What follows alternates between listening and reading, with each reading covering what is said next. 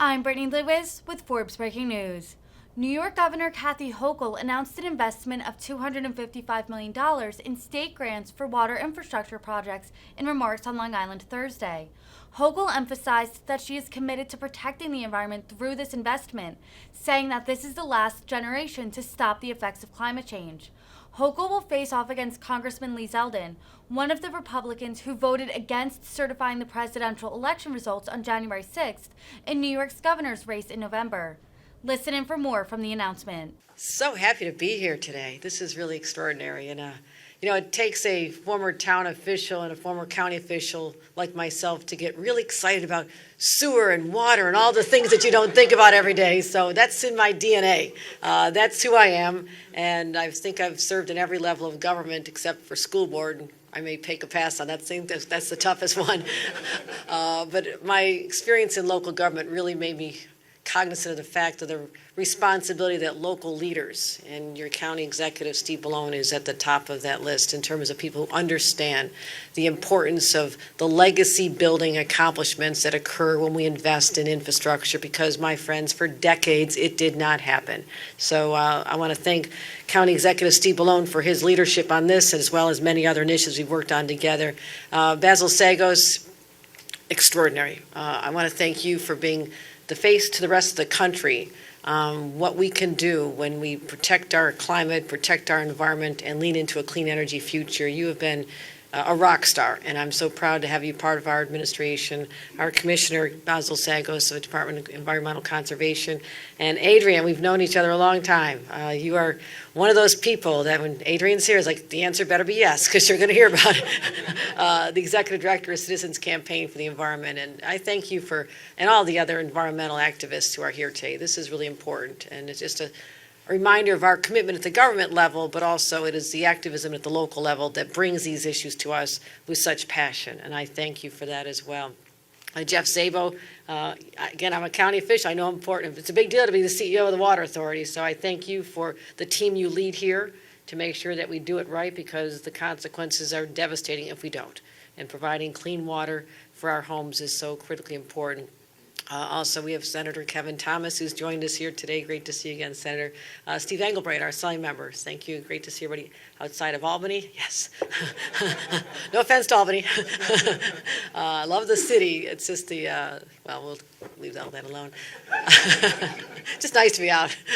And also, our great partners in labor. I mean, these are the people who just train the individuals who are creating the jobs of tomorrow that are so important for us. And I want to thank Manny Arasich, the president of the Building Construction Trade Council, Nassau and Suffolk counties, and also Ryan is here from, and also I don't see John Durso. John Durso not here? No. Ryan, you're a good substitute. Don't worry about it. John Durso is not here, but Ryan, thank you for joining us. And Kevin Law, the chair of the Empire State Development. I'm so proud to have him as part of my team. It took a little while get through the process, but I'm really proud to have you, and I look forward to hearing through your eyes, based on your many years of service to Long Island in different roles, the important needs of this entire community. And I want to thank all of you for being here today. So, you know why we're here? I've been on Long Island hundreds and hundreds and hundreds of times, because I actually keep track of this. And we've made many announcements, clean energy announcements.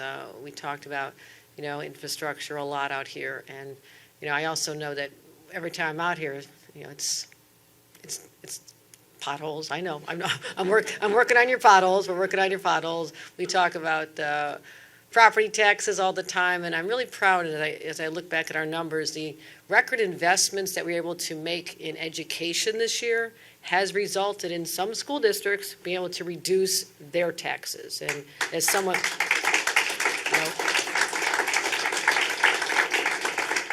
that is important. That is a quality of life issue. It is an area where we need to continue making sure our property taxes decline, and if anything we can do at the state level, we'll continue to do that and work with our partners in local, because we know that is a barrier. Again, everybody wants to live here, but they have to be able to afford to live here. So I will continue working and finding ways to direct money to the localities so they can take a little pressure off them and their need to raise taxes. So we'll make sure we keep working on that. So we talk about potholes, we talk about property taxes. When it's season time, we talk about the Islanders. I know what we talk about here, all the picnic conversations. But also today we're talking about something we don't talk about enough, and that is water quality. Water quality. Because when you have it, it's like air, you take it for granted, you don't think about it. When you don't, your community is challenged, your homes and businesses are affected, and it really becomes a deterrent to wanting to live in a place if you can't guarantee something as basic as water quality. Why is this so important to me? I come from a far, far, far away place called Buffalo, New York, and it takes me less time to drive from there to see my kids in Washington than it does to Long Island. So that's how the scale of our state is. But I grew up on Lake Erie, and now it's pristine. It's magnificent as one of the largest freshwater bodies on this planet. And when I was growing up, and in the shadow of the steel plant, you could witness the destruction of this body of water literally with your own eyes. You could see at night the sky glowed when the steel plant would dump. If they didn't sink, we noticed it. It looked like molten lava being poured in their discharge there. And believe it or not, by day we were swimming in that water as kids. Nobody knew any better. And the sky was so polluted that I didn't know it was supposed to be blue skies. They were orange skies. And the smell, the stench, and the dead fish, that's the world a lot of people grew up in. And so when I think about water quality, yes, of course, you should always have water quality, but it was not always a given. And we had to fight, and we had to establish organizations, and I give Richard Nixon a lot of credit in 1970, creating the Environmental Protection Agency. Thank you, Richard Nixon, for that one.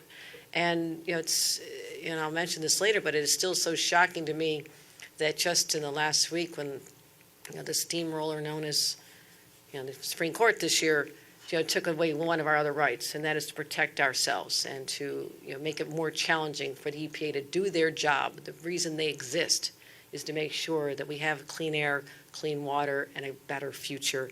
And we made tremendous progress. I swim in Lake Erie all the time. It's gorgeous. That's my swimming pool when I'm back home. I literally jump in the lake. Of course, your beaches are a little nicer. And in fact, I shouldn't say this, but as I said, as I was arriving here today, I said, of all the places we can go on Long Island today, dealing with water, you couldn't get me to a beach. No offense here, but I was like, we have other ways I can experience water here on Long Island, and because the beaches are world class, absolutely world class here. But we talk about water quality, and it doesn't happen on its own. You need protections, you need thoughtful infrastructure projects, and you need to invest the money. And that's what we're doing here right in Long Island. And so for too many communities, we've had contaminated drinking water. That is a scary thought. If you're a parent and you have to wonder what's coming out of your faucet, that is scary.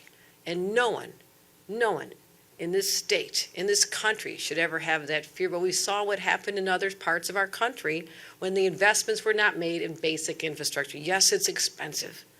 Yes, when I was a local official, we were always trying to get money out of the state to be able to rehabilitate our sewer and water lines that were well over 100 years old.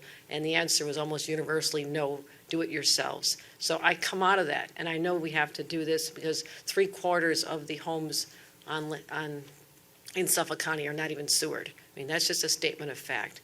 So they use cesspools that are often contaminated, barely treat the wastewater that goes into the ground, and it doesn't just impact drinking water, it also affects marine life, the shellfishing and all these other, the whole wonderful, magnificent ecosystem that is part of the quality of life here and the uniqueness of Long Island. So it's an environmental issue, it's a quality of life issue, it's a public health issue. So while they may be underground and you don't always see it visually, they're very, very, very much on our radar. And so we're feeling the effects of this for too long, and today we're doing something about it. Today I'm announcing $255 million in clean water infrastructure, that'll go for wastewater, sewer, and drinking water improvements. And that's in addition to, that's statewide, we're not getting all that. But you'll get a lot of it. You're getting a lot of it. And that's in addition to over $500 million that has already been received by Long Island alone to make these investments. So municipalities can submit applications. And also, here's something that's important. We have $30 million set aside to support homeowners and business owners who have to replace their septic systems. Let's get that money. And of that money, 20 million is going directly to Suffolk County. So you're receiving $20 million. And that should help over 2,000 failing systems. And so this will help Long Islanders and New Yorkers and help us also create the jobs. I mean, you ready for this? Let's start building. Let's engineer more manufacturing, engineering, construction, plant operations, and so much more. And, we think about critical infrastructure. Yes, it's great to do. It's important to do. But it does have over 120,000 jobs associated with this statewide. And that's really important to me as well. So that's important. We've made a number of other improvements. We really do believe in using the time we have here. I mean, we are stewards of this planet. We have a moral responsibility to clean up the messes of the past, invest now so the future generations look back at us, not with disdain and say, why did they do that, like we look back, but they say, wow, they got it right. They were forward thinking, they protected us. And that's the gratitude you may not hear directly from children and grandchildren of the future, but it'll be real because we're making those investments now. And I also have a number of investments that we're making in our budget. Again, a budget is simply a statement of priorities, a statement of your priorities. This is where we think it's important to invest state taxpayer dollars.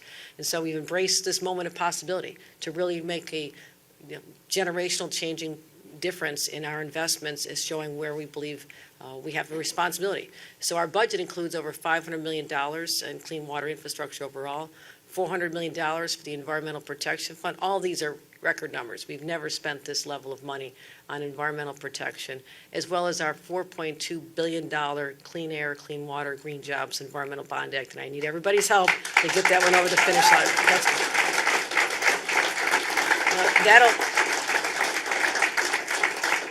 Need your help this November. Got to get that one over the finish line. Critically important to make those investments now because, yes, it is a big price tag. The longer we wait, the numbers just go up. They just keep going up, and that is why it would have been better if this had been done in the past. We're doing it now, and again, this is an investment to protect against climate change, the devastation that goes on right here before our very eyes. We've had enough cleanups to have this seared in your memory what happens, and that requires us to build resiliency. And we know how to do this. We know how to do this. We know how to protect our shorelines. We know how to protect our homes and our businesses, but it takes money, and it takes money now. And that's what we're committed to doing. So the stakes could not be higher. Again, I mentioned the Supreme Court that says to me, we're on our own. We're on our own. Here in the state of New York, we are on our own. And luckily, there are other enlightened states. I'm part of a climate alliance with Oregon and California and Washington State, and actually more than half of the states are banding together and saying, you know what, we can't let this go. We cannot miss this moment. And I've said before, this is the first generation to really feel the effects of climate change, as I described how I grew up, what it was like. We're the ones feeling it now with extreme weather events and so many other ways that our lives are not the same. But we're also the last generation that can do something about it. We're the last ones that can do something to stop it from going even further backwards. And so that is my commitment to you here today as your governor. I will continue to focus on this place. This is paradise, Long Island, but we also have vulnerabilities. We focus on fixing the vulnerabilities, strengthening what we have here, and then there's no stopping us. So I really feel optimistic about the future. I truly do. But the health of our children and this planet depend on what we do here today, and this is a great start. So thank you, everybody. Appreciate you being here. Looking forward to hear from our county executive, and this is a great day. Thank you.